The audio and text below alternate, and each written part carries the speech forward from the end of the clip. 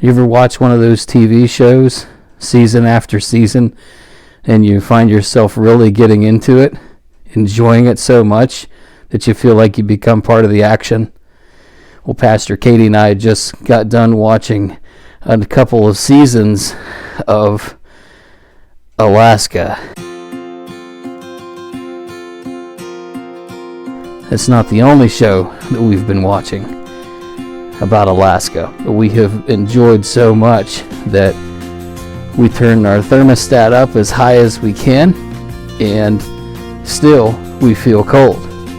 We get all the blankets in the house, cover each other up quite well, and then whoever gets volunteered to go and make something warm, we are sure to fill up our cups and watch people survive in the last frontier, that is Alaska. Now, if you've ever been enjoying seasons on TV as much as we have, you're sure not to be disappointed.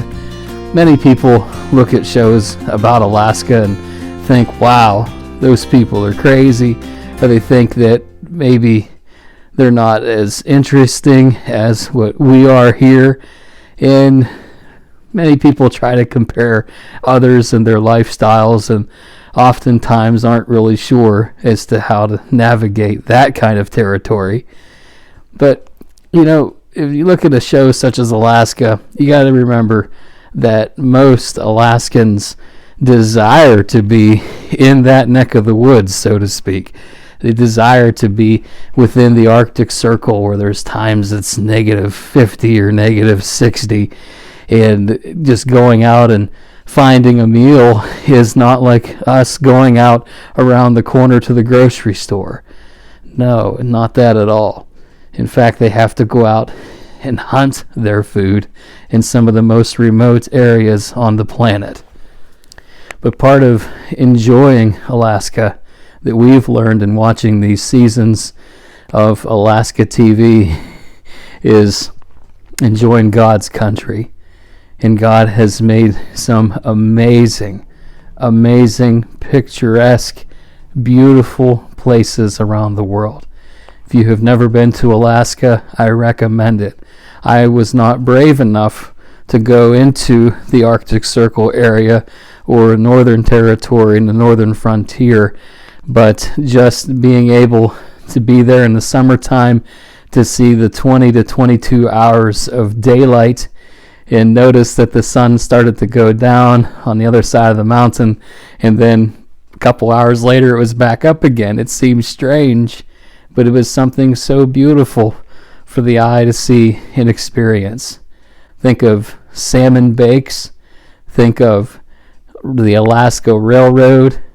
Think of being there with family and friends.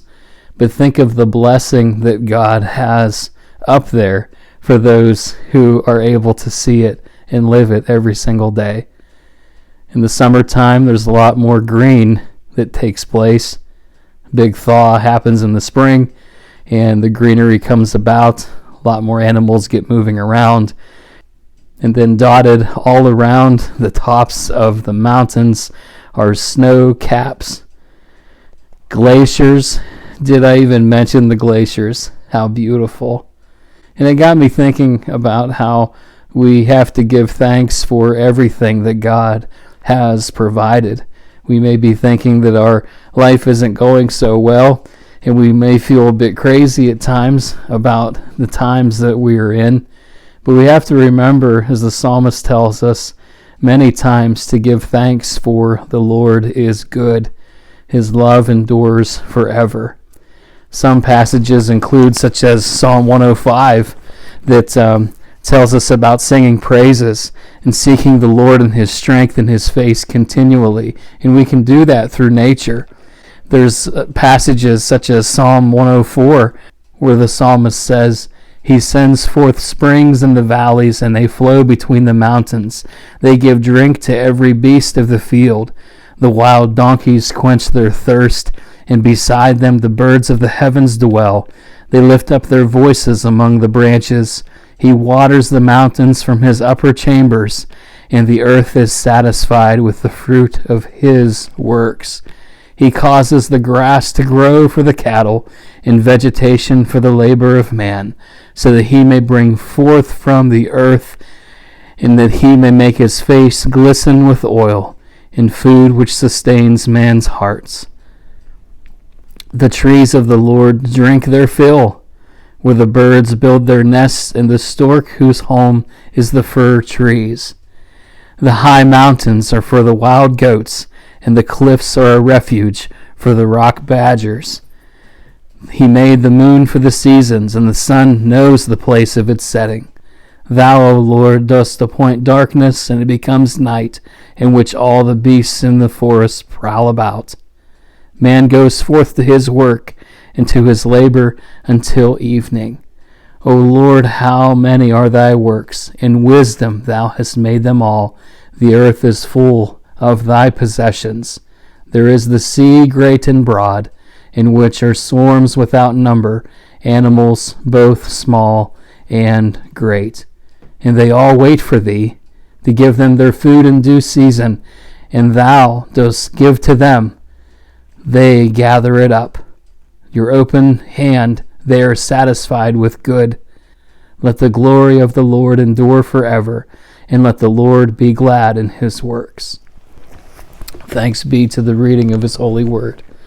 You know, in this time we are in right now, we actually do have it pretty good. And we're thankful to the Lord that all of us do, and all of us have so many blessings to be thankful for.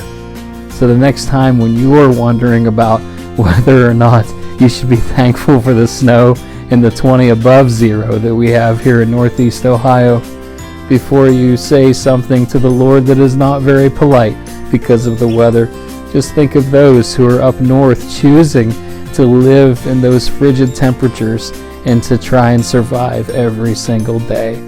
God bless them in the days ahead, and may you take a lesson from Alaska, the last frontier, and be blessed today. Amen.